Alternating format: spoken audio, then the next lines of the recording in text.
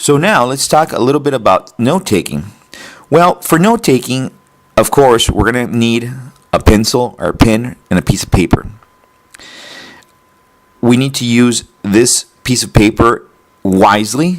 In other words, we're going to try to use one side of this paper so we don't have to be flipping back and forth the paper when we have to, for example, see some notes that we had taken previously that we might be able to use again.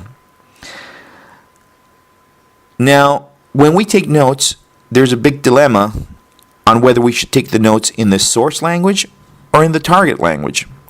Well, it really is basically up to you. Whatever is easier for you works. That perhaps is one of the key statements in consecutive interpreting. If it works for you, it's good enough. And I personally try to take my notes in the source language because I want to avoid trying to do a double task of concentrating on the message and translating at the same time. But sometimes if you take your notes, for example, in the English language, your notes can be significantly reduced because English, of course, contains less words. Now, what type of words do we write down? Well, words that will trigger your memory, and yet that usually comes down to verbs and nouns, as we saw in the previous example. Now, other things that we have to write down is names, numbers, addresses, and any other type of non-contextual information.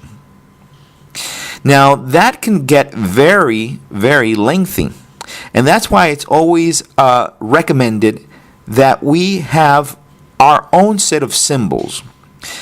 So in the next slide, in our next slides, we'll have some symbols that we will suggest for you to use that might be of great help. Remember, symbols, or these symbols that I am going to suggest here, are just as an aid. You do not have to use all these symbols. You do not have to give them the representation that I have given them. It's all up to you. These symbols can be personalized, and as a matter of fact, it is suggested that you personalize these symbols. These are all just suggestions.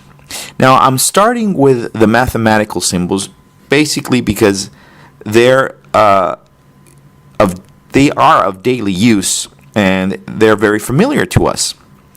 Now, here we have the number symbol that can be used to represent number, the minus symbol, minus, less, the more, or the addition symbol. Now, these symbols can be used both as nouns, verbs, and perhaps even adjectives.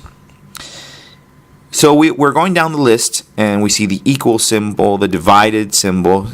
For example, we can say James and Mary separated. We can use J divided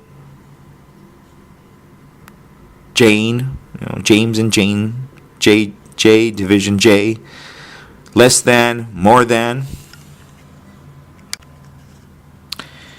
Here we continue down the list. We have some more symbols, the times, the more or less, the different, the number sign. The money sign, which we can see here that we can use as a verb and as a noun. We have change, percentage. These arrows are very handy because they can briefly be written down, and we go down the list. We have before, after, up, down, increase, decrease, conditional. Okay, the if and only if, the conditional. And then we have the two arrows clashing, which we can represent as a crash, two cars crashing, or even a conflict. Here we have the question sign, the upset sign, the prescription sign, The little heart can be represented as you to love or to like. Happy, sad, the okay, the man and the woman. Here it's important to point out that there are many symbols out there that are very handy that are not included here that can also be used, but we don't want to fill our brain with symbols because sometimes it could be, like we said before, a hindrance to have too many symbols. Now, if it's always good to have symbols because an image or a symbol can represent many words, and it's a good trigger for our memory. Continuing with our symbols, we have some that are not as common, but that are also going to be used a lot in consecutive. We have the connector and, the little check mark, the with and without. Now this W, which represents here work for us, can represent many things, but we can choose a set of letters in the alphabet that can represent words that we use a lot in whatever setting that we have, whether it be court, medical.